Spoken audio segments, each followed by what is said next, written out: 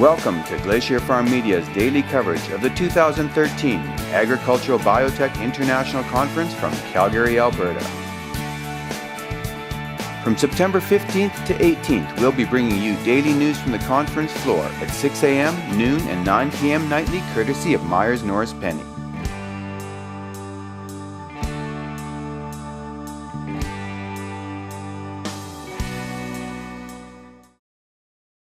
Good evening and welcome to the final Glacier Farm Media evening update from ABIC 2013 in Calgary. I'm Bruce Sargent of Farm Boy Productions, and here is the wrap-up of the conference.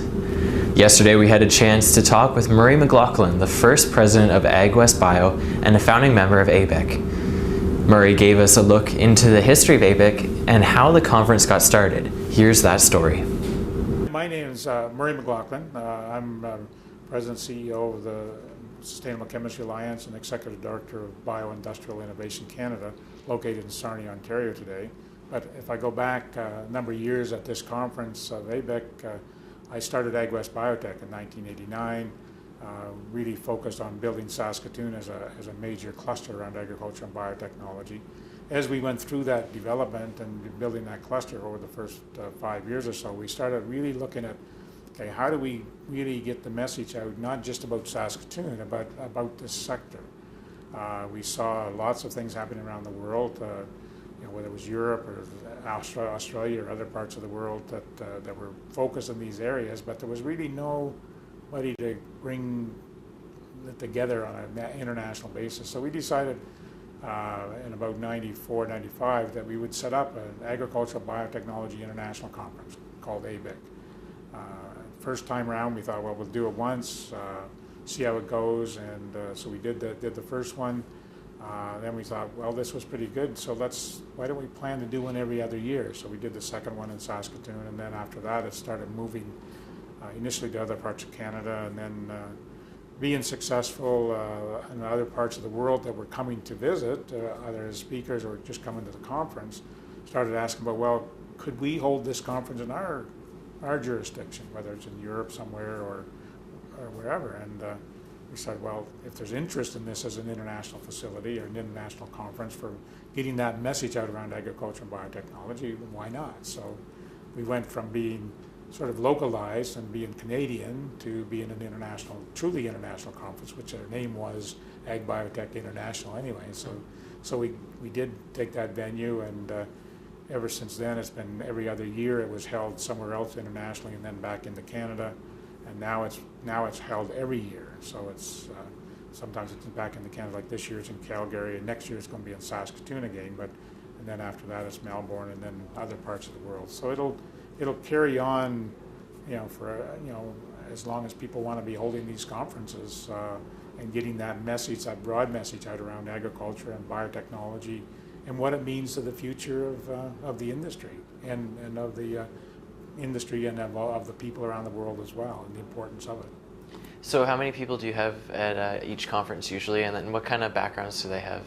On a conference basis, you're usually around 400 people. It can be plus or minus, but this is probably one here in Calgary, just a little over 400. So that's a pretty good sized conference for this nature. It's a broad spectrum of people, from industry, farmers, academia, but not necessarily drilling down to the nitty-gritty research, but looking at the research from a broad base, where it's at, what needs to be done in the future to continue to grow this area and to make utilization of it from a standpoint of making sure that we feed the world as we see this population going from the 7 to 10 billion that we keep talking about by 2050. So the great thing about it being every year and different countries is that you get the perspective from different countries, and you get the changes in trends from year to year. Yeah, you get the changes in trends, but also you look at it from a geographic perspective. Most of the conferences do bring international speakers in from other parts of the world, so you do get some global perspective at every conference, but then usually gets drilled down more on the local and regional basis within those conferences with the local and regional speakers that they would bring in, along with those international ones. So it really does give a good perspective on that region of the world and where things are at and where they need to get to as we continue to grow this industry. So what do you think going down the road the future is for ABIC, and what do you hope people continue to take away from it?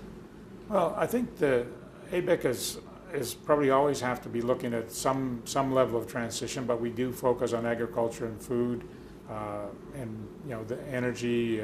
This year, water is the one that came into as a topic this year, and I think we have to be looking at what are those things out there in the front of us that are going to be the key things that we have to deal with as we go forward, and a lot of it is just that. I mean, I'm involved mostly today in bio-based industries, producing bio-based chemicals from biomass, using corn stove or wheat straw, whatever. But again, those are areas that we can use to not displace petroleum, but to complement petroleum and reduce the utilization of petroleum where we can by substituting some of these bio-based industry things into play. But we also have to be conscious that we can't impact the food side of things. And so we really look at biomass in our conversion. So this is an opportunity for this conference to really focus on the need for food, but also the need to continue to expand and grow the agricultural industry so farmers can be profitable and producing the food that we need to feed the world by having other things that they can produce and grow at the same time to give them a profit base. It's all part of what's needed. I think we always have to be looking at what are those issues out in front of us.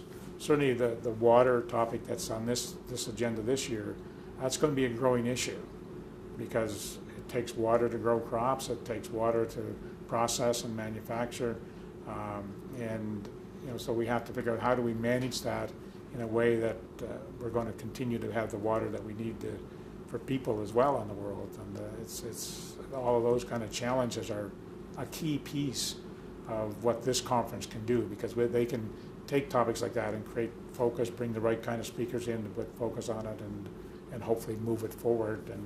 And we also, the other piece I didn't mention here, we also usually have some politicians or key government people that come to this conference as speakers and as attendees, and those are the ones that set policy. So you need to help them understand what policies do they need to think about in the future. So another key part of this conference. It definitely covers off the whole spectrum then. Yeah, definitely. This afternoon we spoke with Professor David Hughes of the Imperial College London in our studios. His presentation covered Feeding a Hungry World, who will be the winners and losers in the global food industry. Have a look at that story.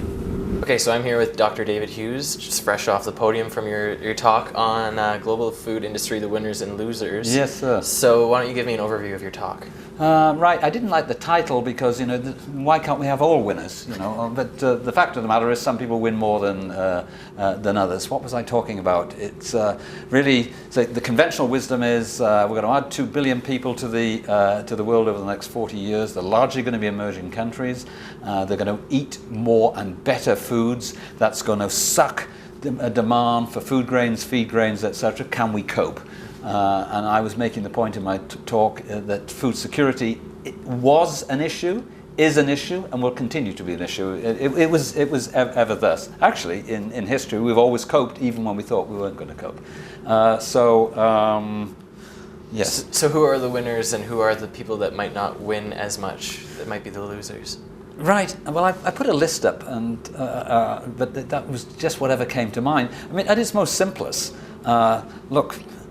Poor people lose and rich people win. I mean, that's very sad, but that's just the way of the world. With regard to this conference, I was making particular points about big food and big bad food losing, where increasing the integrity of the food industry or big firms in the food industry is being questioned. And because of transparency, now access to information, etc., that it's easy to be found out. Gave examples relating to Horsegate, as we call it in Europe. The burgers don't have beef, they have horse. I mean, that's not a food safety issue, it's a food integrity issue. And people were just outraged that would happen. On the other hand, for great brands which have high levels of integrity, then I think they can do real well. They'll be winners. And what's more, that's good for ingredient providers. So if you take great firms like Unilever, for example, they've decided that they have to change their business model. That it used to be whatever's good for General Motors is good for the US. Well, increasingly now, I think we're saying whatever is good for the world will be good for my business. And so Unilever are on a sustainability growth path where they, as I said, transforming the way they do business, and I think they'll do very well. So they're big food, but they're not bad food. And then I ended on a point which related to the communication of science to the public, which I think is a real big issue. If we went back sort of 15, 20 years ago, for my mind, Monsanto sort of cocked it up, if you will, when in they came with Roundup Ready, didn't have a conversation with consumers. Consumers were outraged that we were into genetically modified corn, for example, and you didn't ask us? Don't you think it's our business? And that slowed the rate of adoption, particularly in Europe, for well, it still does to this day. My view is that actually thinking consumers, and there are a lot of them, are willing to embrace new technology if it's explained to them. The issue is, and I've just been talking to people outside the conference, is that there are extremists. And it doesn't matter if they're science extremists or religious extremists or political extremists. They don't want to listen to anybody. They don't want a dialogue. They want their own way imposed. And that's particularly tough, I think, for those of us in the biotech industry, because there's a group of people who are saying, we don't want any change. We want to go backwards to how food was produced sort of 50, 100 years ago. And clearly that won't cut it in terms of providing food for an additional 2 billion people over the next 10, 20, 30, 40 years. All right, well, thank you for your time. Definitely a very passionate topic, and we appreciate you sitting down with us. Good. No. There we go. Thanks, we appreciate it. As we bring our final broadcast to a close, we have some words from Art Frolic, the chair of the ABIC 2013 Steering Committee. Here's a look at that interview. I'm here with Art from you're the chair of the Steering Committee for ABIC 2013. Yes. Why don't you tell me a little bit about what went into planning this conference? It goes back a few years. We bid on hosting the conference about 4 years ago. We were successful in getting the conference about 3 years ago. And really from that minute on, we started putting together the organization to make it happen. So it's been 3 years of hard work and very enjoyable work. So what are some of the challenges that you've bumped into along the way, getting everything ready? I think the first challenge you have when you organize an event of the size and scale of something like the ABIC conference is you want to put together an organizing committee. I happen to chair the committee, but it was really the people on the committee that you rely on very heavily. So we had a superb organizing committee. We had two very good committee chairs that sort of handled the chairmanship role of the conference. We had our organizing committee came from all parts of the bio community and the agriculture community here in Alberta. So that was the first thing that was very important. Once we got that established, and then you have to focus on the key elements of the conference: sponsorship, the speakers program, the venue, the facilities, the logistics, the registrations, and those things. So a lot of people and a lot of companies to pull this off. Why don't you run down a few of those for me? Well, the first thing you do to put on an event of the size and scale of this in a city like Calgary, you've got to have really good sponsors for the conference. And we were very, very fortunate. We exceeded our sponsorship budget by a considerable amount of money. So we had the first sponsor to come to the table was Bear Crop Science.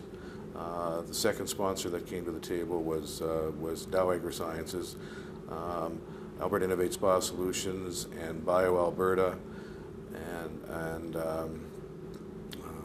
Alberta Value Added Corporation, ABIC, were sort of the three hosts of the conference. So once we got those major sponsors in place, we were then able to go to the industry and various government organizations all across the world, and we were able to bring in probably another 30 or 40 sponsors. So you have to get your key hosts and key sponsors in place first. We were successful in doing that. And as I say, we have sponsorship from as far away as Australia, Europe, all throughout the US, and all throughout Canada. And what about the people that helped pull this off? Well, we had, in addition to the organizing committee, which were invaluable, the other thing that you really need is a solid conference organizing company. And we were very fortunate. We recruited Iris Met Communications. So Iris and her team of Kadri and Chantel literally spent the better part of the last year, and the previous 2 years, not the whole year, but the better part of the last year, bringing the conference to a close, organizing the venue, all of the little details that happened. And we had some issues to deal with this year that we never experienced before. Of course, our embassies and consulates around the world had a slowdown in terms of issuing visas. So unfortunately, we probably had 10 or 15 delegates who had registered for the conference but weren't able to get their visas to attend, which is kind of disappointing. And they tended to be from the developing world, which is even more unfortunate because this conference, we like to make sure it has a strong element of providing science and information to not just the developed world, but the developing world. So those were the challenges. But in spite of that, we were able to get our registration. We were able to, well in excess of 400 delegates from probably over 25 countries attended the conference. And so all in all, it was very, very successful, but it did have its challenges. So what do you think everybody's taking home after being here for 4 days? I think some of the major things that people will take over from the conference is the value of biosciences and biology in feeding a hungry planet. We know that we're going to have 9 billion people in about 30 years from now. We're going to have to produce twice as much food, or 70% more food than what we are now, on much fewer resources like water and nutrients than we have access to now. So I think there were some interesting discussions on technology that is available, the challenges that we're going to face in making that happen. And so I think there were some really good take-home messages there. The conference had 3 basic themes. One was the whole water and nutrient use efficiency. How can we produce more food more efficient with water and nutrients? The second one was sort of a link between human health and animal health. How can the biology and biosciences, biotechnology work on that? And then, of course, today is the last day of the conference, and it's more focused on how do we get more investment so we can develop some of these new technologies and make them commercial. All right, well, thank you very much for your time. I really appreciate it. You're very welcome. Thank you you so talking with much. us. Thank you. That brings our final broadcast to an end. From the Glacier Farm Media team, we would like to thank you for watching our broadcast, and we would also like to thank all of the speakers for taking the time to talk with us. I'm Bruce Sargent of Farm Boy Productions signing off. Safe travels home, everyone.